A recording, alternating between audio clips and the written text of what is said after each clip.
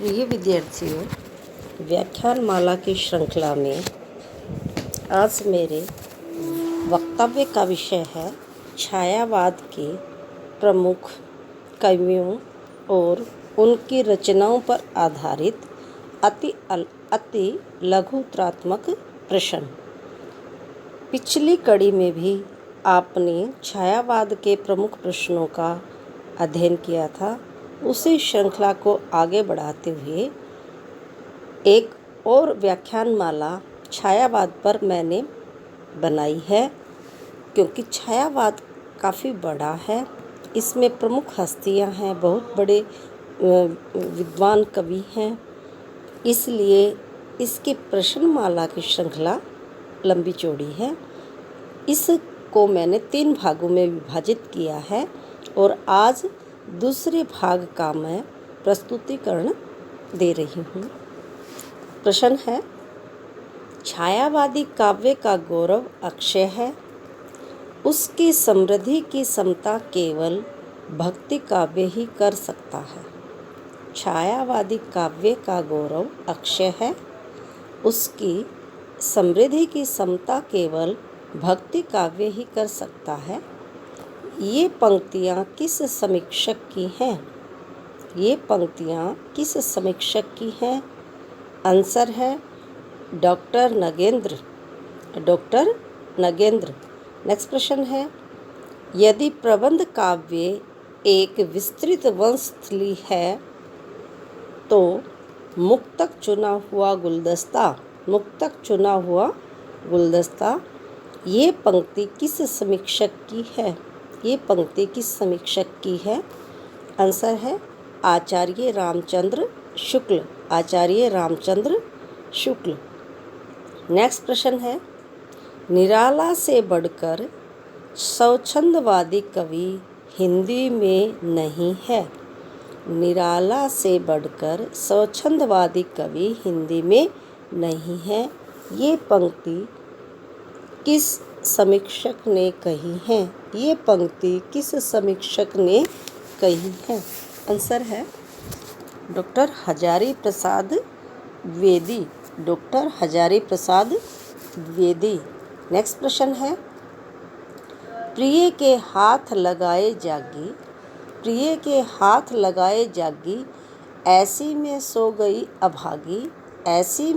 गई अभागी ये पंक्ति किसकी है? ये पंक्ति किसकी है? आंसर है निराला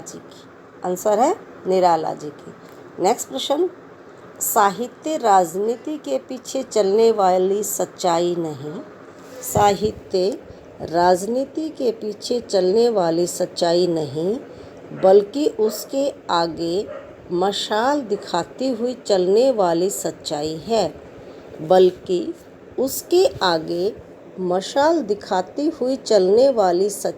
है। ये पंक्तियाँ किसकी हैं? आंसर है प्रेमचंद जी की। जिस समय प्रेमचंद जी प्रगतिशील लेखक संघ के अध्यक्ष थे, मुंशी प्रेमचंद जी प्रगतिशील लेखक संघ के अध्यक्ष थे, उसमें बोलते हुए उन्होंने सन 1936 के अंदर ये पंक्तियाँ कही। यानी अध्यक्ष पद पर आसीन होते हुए सन 1936 ईस्वी में मुंशी प्रेमचंद जी ने ये पंक्तियाँ कही। चित्राधार किसकी रचना है? आंसर है जयशंकर प्रसाद। नेक्स्ट प्रश्न, छायावाद का पतन किस लेखक की कृति है? छायावाद का पतन किस लेखक की कृति है? आंसर है डॉक्टर देवराज। नेक्स्ट प्रश्न है, प्रेम पथिक का प्रकाशन वर्ष कौन सा है? प्रेम पथिक का प्रकाशन वर्ष कौन सा है? सन 1909 ईस्वी। नेक्स्ट प्रश्न है, झरना काव्य का प्रकाशन वर्ष कौन सा है? झरना काव्य का प्रकाशन वर्ष कौन सा है? सन 1918 ईस्वी। 18 ईस्वी। नेक्स्ट प्रश्न है, आंसू वीर्य काव्य का प्रकाशन वर्ष कौन सा है? आंसू वीर्य काव्य का प्रकाशन वर्ष कौन सा है? सन 1925 ईस्वी। सन 1925 ईस्वी। लहर का प्रकाशन वर्ष कौन सा है? लहर का प्रकाशन वर्ष कौन सा है? सन 1935 ईस्वी। सन 1935 ईस्वी। कामायनी का प्रकाशन वर्ष कौन सा है? कामायनी का प्रकाशन वर्ष कौन सा है? सन 1935 ईस्वी। सन 1935 ईस्वी। नेक्स्ट प्रश्न है, धूप सातन दीप सी में। धूप सातन दीप सी में इसकी पंक्ति, ये किसकी पंक्ति है? धूप सातन दीप सी में ये किसकी पंक्ति है? महादेवी वर्मा। महादेवी वर्मा। अब इस पंक्ति को अगर आप ध्यान से पढ़ोगे तो आपको अपने आप पता चल जाएगा, क्योंकि छायावाद की जो प्रमुख कवयित्री हैं महादेवी वर्मा जी, उससे आपको अंदाज़ा लग जाएगा। देखो ये पंक्ति में क्या कह रही है? धूप सातन दीप सी में, सा नहीं, दीप सी में। तो आपको पता है कि सी किसके लिए आता है? स्त्रीवाचक के लिए। तो इसलिए ये अंडरस्टूड है कि ये पंक्तियाँ किनकी है? महादेवी वर्मा की। कई बार पंक्तियों को पढ़ने से भी पता चल जाता है कि ये कवि की हैं या कवयित्री की, इसलिए पंक्ति को ध्यान से पढ़ो। नेक्स्ट प्रश्न है, बीन भी हूँ मैं तुम्हारी रागिनी भी। बीन भी हूँ मैं तुम्हारी रागिनी भी। ये पंक्तियाँ किसकी हैं? महादेवी वर्मा की। महादेवी वर्मा की। नेक्स्ट प्रश्न है, एकांत संगीत किसकी कृति है? एकांत संगीत किसकी कृति है? आंसर है हरिवंश राय बच्चन। हरिवंश राय बच्चन। नेक्स्ट प्रश्न है, अशांति पात से शापित। अशांति पात से शापित उन्नत शत शत वीर। उन्नत शत शत वीर। ये पंक्तियाँ किसकी हैं? निराला जी की। किनकी है? निराला जी की। तोड़ने ही होंगे मठ और गढ़ सब। तोड़ने ही होंगे मठ और गढ़ सब। ये काव्य पंक्तियाँ, ये काव्य पंक्ति किसकी है? गजानन माधव मुक्तिबोध। गजानन माधव मुक्तिबोध। नेक्स्ट प्रश्न है, आ गए प्रिय बंद। आ गए प्रिय बंद केश कंबली गुफा गेह। केश कंबली गुफा गेह। ये पंक्तियाँ किनकी हैं? वही सच्चिदानंद हीरानंद वात्सायन अगेजी। सच्चिदानंद हीरानंद वात्सायन अगेजी। प्यारे विद्यार्थियों, आप अगेजी का शॉर्ट नेम याद करते हो, अगेजी। और कई बार जो है आपसे परीक्षा में इनका पूरा नाम पूछ लिया जाता है। नाम तो आपको ध्यान होता है, लेकिन थोड़ा सा इसको लिखने का अभ्यास करना चाहिए, क्योंकि इसमें सच्चिदानंद हीरानंद वात्सायन अगे लिखने में अशुद्धि होने की पूरी संभावना है। आगे प्रश्न है, दुखों के दागों को तगमों सा पहना। दुखों के दागों को तगमों सा पहना। ये काव्य पंक्ति किसकी है? मुक्तिबोध की। कि दुख जो जीवन में उनके आए हैं, उन्होंने तगमों यानी पुरस्कारों की भांति, जो मेडल हैं उनकी भांति पहन रखा है। कहने का भाव क्या है कि कवि अपने जीवन की विघ्न बाधाओं से घबराता नहीं है।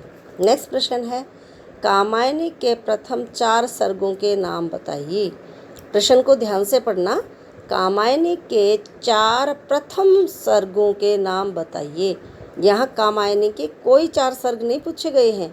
यहाँ कामायनी के आपसे पहले 4 सर्ग पूछे गए हैं, जिनका क्रम इस प्रकार से है। पहला है चिंता, दूसरा है आशा, तीसरा है श्रद्धा, चौथा सर्ग है काम। एक बार पुनः इनको रिपीट करते हैं।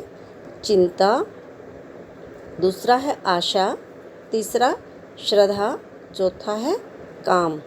नेक्स्ट प्रश्न है, प्रगतिशील साहित्य की समस्याएं नामक ग्रंथ के लेखक कौन हैं? प्रगतिशील साहित्य की समस्याएं नामक लेखक के रचयिता कौन हैं? आंसर है doctor Ramvilas Sharma. Doctor Ramvilas Sharma. Next प्रश्न है, नई कविता के प्रतिमान रचना किसकी है? नई कविता के प्रतिमान रचना किसकी है? आंसर है लक्ष्मीकांत वर्मा। लक्ष्मीकांत वर्मा। नेक्स्ट प्रश्न, हिंदी साहित्य और संवेदना का विकास रचना किसकी है? हिंदी साहित्य और संवेदना का विकास रचना किसकी है? आंसर है राम स्वरूप चतुर्वेदी। राम स्वरूप चतुर्वेदी। नेक्स्ट प्रश्न है, छायावादी काव्यधारा के प्रमुख स्तंभों के नाम जन्म तिथि के आधार पर लिखो। छायावादी काव्यधारा के प्रमुख स्तंभों के नाम जन्म तिथि के आधार पर लिखो। आंसर है जयशंकर प्रसाद, सूर्यकांत त्रिपाठी निराला, सुमित्रानंदन पंत, महादेवी वर्मा। यहाँ बच्चों आपको मैं स्पष्ट कर देती हूँ कि यहाँ पर जैसे जैसे जिस छायावादी कवि का जन्म हुआ है उनकी जो तिथि है उसी के क्रम में ये बताया गया है। नेक्स्ट प्रश्न है, उर्वशी की रचना कब हुई? उर्वशी की रचना कब हुई? ये प्रश्न पीछे भी जो वीडियो हैं उनके अंदर मैं आपको बता चुकी हूँ। सन 1909 ईस्वी में जब हमने उर्वशी का विस्तृत अध्ययन किया था तब उनके जो शॉर्ट आंसर क्वेश्चन थे वहाँ भी, और जब हमने उर्वशी रचना की शुरुआत की थी वहाँ पर भी मैंने इसको बताया था। छायावाद का सर्वाधिक उज्ज्वल पक्ष कौन सा है? छायावाद का सर्वाधिक उज्ज्वल पक्ष कौन सा है? आंसर है आपका मानवतावाद। मानवतावाद। नेक्स्ट प्रश्न, छायावाद का वास्तविक आरंभ किस रचना से माना जाता है? छायावाद का वास्तविक आरंभ किस रचना से माना जाता है? आंसर है आंसू। आंसर है आंसू। नेक्स्ट प्रश्न, छायावाद की सही जीवन विधि है, जीवन अवधि है। छायावाद की सही जीवन अवधि है सन 1920 से 1936 ईस्वी। यानी छायावाद जब अपने असली रूप में या काफ़ी उसका प्रसार प्रचार हो गया था वह समय है 1920 से 1936 ईस्वी।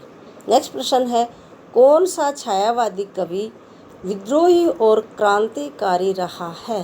कौन सा छायावादी कवि विद्रोही और क्रांतिकारी हुआ है? आंसर है महाप्राण सूर्यकांत त्रिपाठी निराला। महाप्राण सूर्यकांत त्रिपाठी निराला। नेक्स्ट प्रश्न है, छायावादी काव्य का अंत छायावादी कवियों के द्वारा ही किया गया था। छायावादी काव्य का अंत छायावादी कवियों के द्वारा ही किया गया था। इसके पीछे छायावाद की असली कमजोरी थी। इसके पीछे छायावाद की असली कमजोरी थी। आंसर है जनजीवन से विच्छिन्नता। जनजीवन से विच्छिन्नता। यानी छायावादी कवियों ने जो आम जनता है, जो सामान्य जनजीवन है, उनसे अलग होकर के, उनसे हट करके कविता लिखी। नेक्स्ट प्रश्न है, छायावाद की समाप्ति किस काव्य से मानी जाती है? छायावाद की समाप्ति किस काव्य से मानी जाती है? आंसर है कामायनी। आंसर आपका आ गया है कामायनी। इस प्रश्न को इस प्रकार से भी पूछ सकते हैं कि छायावादी काव्य की अंतिम रचना कौन सी है? छायावादी काव्य की अंतिम रचना कौन सी है? कामायनी। ये प्रश्न आपसे ये भी पूछ सकते हैं कि छायावादी काव्य में जयशंकर प्रसाद जी की अंतिम रचना कौन सी है? फिर भी आंसर आएगा कामायनी। यानी कामायनी के बाद जो है छायावादी काव्य लगभग समाप्ति के कगार पर था। नेक्स्ट प्रश्न है, जयशंकर प्रसाद अपने प्रारंभिक जीवन में ब्रज भाषा में कविताएं करते थे या लिखते थे। यानी जयशंकर प्रसाद ने प्रारंभिक जीवन में ब्रज भाषा में कविताएं लिखी। उन कविताओं का संग्रह प्रसाद के किस ग्रंथ में किया गया है? यानी उन ब्रज भाषा की कविताओं का संग्रह प्रसाद जी के कौन से ग्रंथ में है? आंसर है चित्राधार। आंसर है चित्राधार। जयशंकर प्रसाद की प्रसिद्धि का मूल कारण क्या है? जयशंकर प्रसाद को किसके कारण प्रसिद्धि ज़्यादा मिली? या इस प्रश्न को ऐसे भी पूछ सकते हैं कि जयशंकर प्रसाद की प्रसिद्धि का मुख्य कारण क्या है? आंसर है कामायनी। कामायनी के कारण जो है जयशंकर प्रसाद को हिंदी साहित्य में सर्वश्रेष्ठ स्थान आधुनिक कवियों में मिला। कामायनी का उद्देश्य है, कामायनी का क्या ध्येय है, क्या लक्ष्य है, किस बात को ध्यान में रख करके कामायनी कवि ने लिखी है? आंसर है आपका आनंदवाद की स्थापना। आनंदवाद की स्थापना। नेक्स्ट प्रश्न, पूरे हिंदी संसार में ऐसा कौन सा कवि है जिसने जीवन पर्यंत दुखों को झेला, और भूख की कठोर मार सही थी? आंसर है सूर्यकांत त्रिपाठी निराला। सूर्यकांत त्रिपाठी निराला। निराला जी का जीवन जो है अत्यंत गरीबी और विक्षिप्तपन में बीता। नेक्स्ट प्रश्न है, पंत की कौन सी रचना पर 1,00,000 रुपए का ज्ञानपीठ पुरस्कार मिला? यानी पंत जी ने ऐसी कौन सी रचना लिखी थी जिसके ऊपर उनको 1,00,000 रुपए का ज्ञानपीठ पुरस्कार मिला? ये रचना है उनकी चिदम्बरा। कौन सी रचना है? चिदम्बरा। और सन 1968 ईस्वी के अंदर पंत जी को ये पुरस्कार मिला। और ये पुरस्कार प्राप्त करने वालों में पंत जी का कौन सा स्थान है? चौथा। कौन सा स्थान है? चौथा। नेक्स्ट प्रश्न है, सूर्यकांत त्रिपाठी को निराला उपनाम और सर्वाधिक प्रसिद्धि किस पत्र से मिली? यानी निराला जी को निराला उपनाम और सर्वाधिक प्रसिद्धि किस पत्र के द्वारा मिली? आंसर है मतवाला। आंसर है मतवाला। इस प्रश्न को आपसे ऐसे भी पूछ सकते हैं कि निराला जी किस पत्र का संपादन करते थे, या निराला जी कौन सा पत्र निकालते थे? आंसर होगा मतवाला। आंसर आपका है मतवाला। नेक्स्ट प्रश्न, निराला जी का सर्वाधिक प्रसिद्ध कार्य था। निराला जी का सर्वाधिक प्रसिद्ध कार्य था। यानी निराला जी ने छायावाद में ऐसा सबसे प्रमुख कौन सा कार्य किया जिसके कारण वो प्रसिद्ध हो गए, जिसके कारण उनको प्रसिद्धि मिली? आंसर है मुक्त छंद की अवतारणा। यानी निराला जी ने हिंदी साहित्य के आधुनिक काल में मुक्त छंद की अवतारणा की, उसकी प्रतिष्ठा की। नेक्स्ट प्रश्न है, निराला की सर्वप्रथम कविता। निराला जी की सर्वप्रथम कविता जूही की कली। जूही की कली जो सन 1921 में प्रकाशित हुई थी। जो सन 1921 में प्रकाशित हुई थी। किस संपादक ने तिरस्कार पूर्वक लौटा दी थी? तिरस्कार पूर्वक लौटा दी थी। यानी सूर्यकांत त्रिपाठी निराला जी ने जो रचना 1916 में जूही की कली लिख ली थी, उसको किस संपादक ने बेइज्जती करके, तिरस्कार करके, अपमानित करके वापस लौटा दी थी? वो संपादक थे महावीर प्रसाद द्विवेदी। महावीर प्रसाद द्विवेदी। छात्रों, यहाँ मैं आपको ये भी बताना चाहूँगी कि वो पत्रिका कौन सी थी? वो पत्रिका थी सरस्वती। कौन सी पत्रिका थी? सरस्वती, जिसका संपादन महावीर प्रसाद द्विवेदी जी करते थे। जिसका संपादन कौन करते थे? महावीर प्रसाद द्विवेदी। निराला कृत राम की शक्ति पूजा नामक प्रसिद्ध रचना का प्रेरणा स्रोत है। निराला कृत राम की शक्ति पूजा नामक प्रसिद्ध रचना का प्रेरणा स्रोत है। आंसर है कृतवासी रामायण। कृतवासी रामायण। नेक्स्ट, इसमें आपसे ये पूछा गया है कि निराला जी ने राम की जो शक्ति पूजा कविता लिखी है उसका आधार क्या, उन्होंने कहाँ से उसका कंटेंट उठाया है, संदर्भ कहाँ से लिया है, तो आपका आंसर होगा कृतवासी रामायण। नेक्स्ट प्रश्न, निराला जी का सर्वप्रथम प्रकाशित कविता संग्रह कौन सा है? निराला जी का सर्वप्रथम प्रकाशित कविता संग्रह कौन सा है? आंसर है अनामिका। आंसर है अनामिका। नेक्स्ट प्रश्न, महादेवी वर्मा की किस कृति पर हिंदी का प्रसिद्ध ज्ञानपीठ पुरस्कार मिला? महादेवी वर्मा की किस कृति पर हिंदी का प्रसिद्ध ज्ञानपीठ पुरस्कार मिला? आंसर है यामा। आंसर है यामा। नेक्स्ट प्रश्न, महादेवी वर्मा को उनकी किस कृति के लिए शेक्सपियर पुरस्कार मिला था? महादेवी वर्मा को उनकी किस कृति के लिए शेक्सपियर पुरस्कार मिला था? आंसर है नीरजा। आंसर है नीरजा। नेक्स्ट प्रश्न, निराला जी का दार्शनिक मत है। निराला जी का दार्शनिक मत कौन सा है? या निराला जी का दार्शनिक मत है अद्वैतवाद। अद्वैतवाद। नेक्स्ट प्रश्न है, राम की शक्ति पूजा किस शैली की रचना है?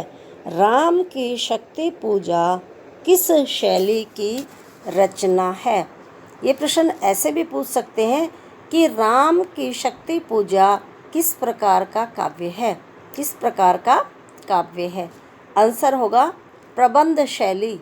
प्रबंध काव्य या प्रबंध शैली। शैली पूछते हैं तो आपने कर देना है प्रबंध शैली, और काव्य पूछते हैं तो आपने आंसर देना है प्रबंध काव्य।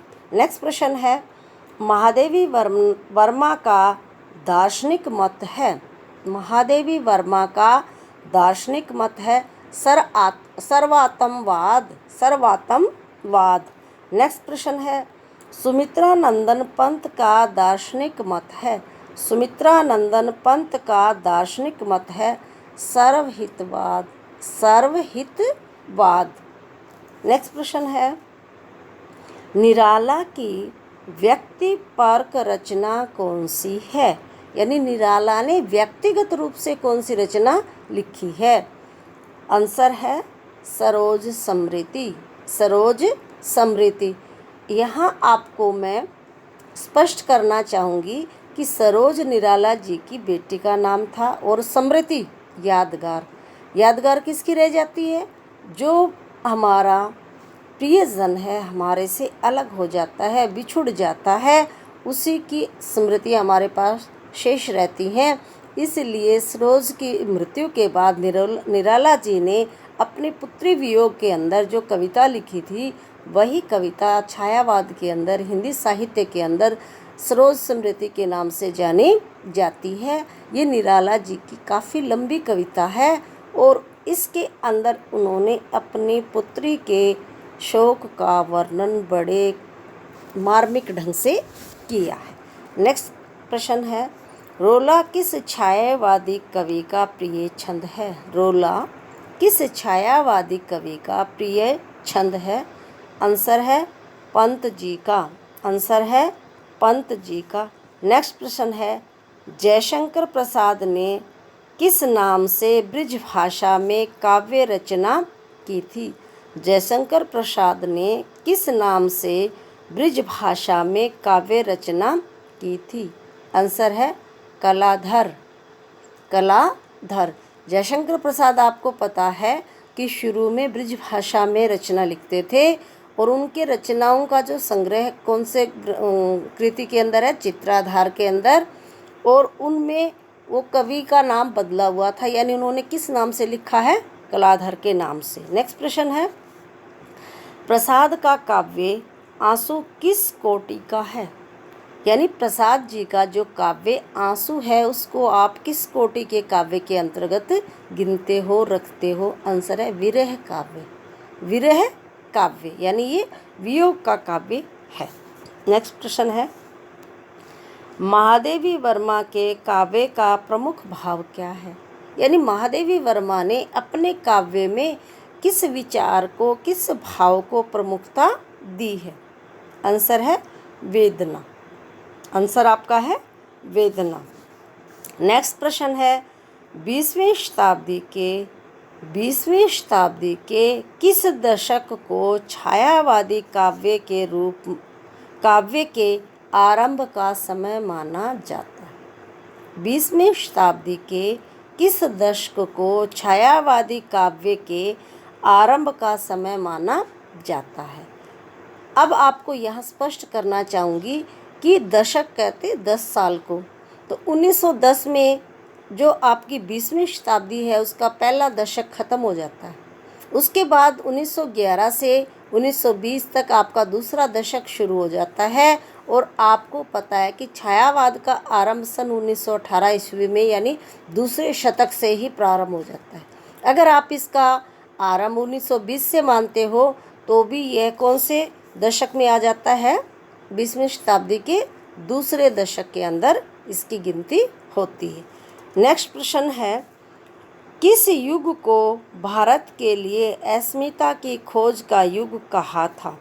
किस युग को भारत के लिए अस्मिता की खोज का युग कहा था? आंसर है छायावाद।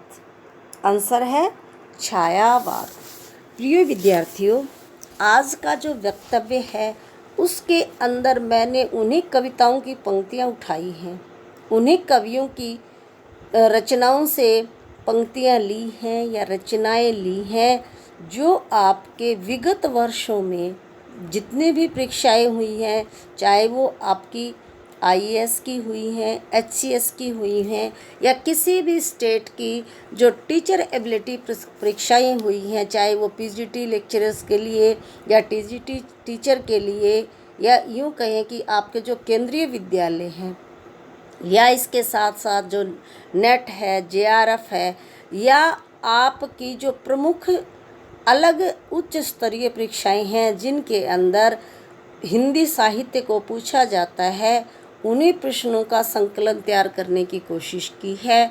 और जो संभावित प्रश्न मुझे नज़र आए कि इन प्रश्नों की महत्ता साहित्य में अच्छी है, इन कवियों की रचनाओं की ये पंक्तियाँ विशेष हैं, उनको मैंने अपने अनुभव के आधार पर अध्ययन करके इस व्याख्यान माला के श्रृंखला के अंदर जोड़ने का प्रयास किया है। मैं आपके उज्जवल भविष्य की आशा करती हुई आपको आशीर्वाद देती हूँ कि आप इन रचनाओं के या मेरे द्वारा बताई गई जो प्रश्नमाला है उसका तो अध्ययन करेंगे ही, उसके साथ जो बच्चे टॉप 10 में आना चाहते हैं, अच्छा रैंक हासिल करना चाहते हैं, उनके लिए मैं आग्रह करती हूँ कि आप जितनी रचनाएं आपके नेट, जेआरएफ या आईएएस, एचसीएस या किसी भी प्रकार की परीक्षा की आप तैयारी कर रहे हो, जो उनका सिलेबस है उस रचना की मूल प्रति का अध्ययन करें।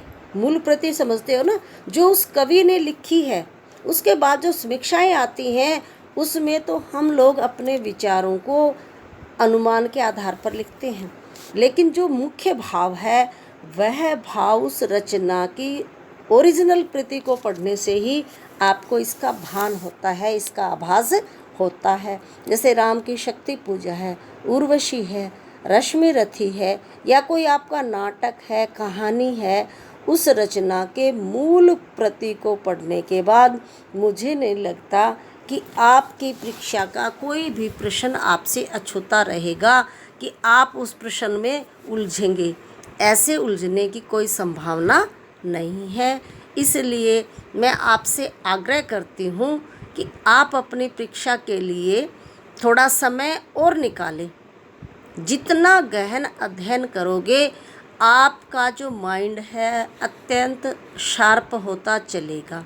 रटने की बजाय अगर आप समझने का प्रयास करेंगे तो ये आपके लिए अति उत्तम रहेगा। रटी हुई बातें जो है क्षणिक होती हैं, वो माइंड से स्लिप हो जाती हैं, लेकिन जो बातें आपने समझ कर के पढ़ी हैं, ध्यान लगा कर के पढ़ी हैं, वे बातें आपके पास चिरस्थायी रहती हैं, लंबे समय तक आपके मस्तिष्क में रहती हैं। इसलिए मैं आपसे आग्रह करती हूँ कि छायावादी कवियों की जो रचनाएं आपकी परीक्षाओं में हैं, उनको आप एक बार कम से कम अच्छे से अध्ययन करें। और मैं आशा करती हूँ कि ये वीडियो आपके लिए अति उपयोगी होगा। और जो विद्यार्थी मेरे वीडियोस को बाद में देखने लगे हैं, बाद में देखना शुरू किया है या उनसे छूट गए हैं, उनको मैं बताती हूँ यूट्यूब चैनल पर आप जैसे ही डॉक्टर सुशीला आर्या को सर्च करेंगे, मैंने अब तक जितनी भी वीडियो डाली हैं वो आपको वहाँ पर उपलब्ध होंगी। और आशा करती हूँ कि ये सारी वीडियोस आपकी परीक्षाओं में आपको सफलता दिलाने में अहम भूमिका निभाएंगी। धन्यवाद।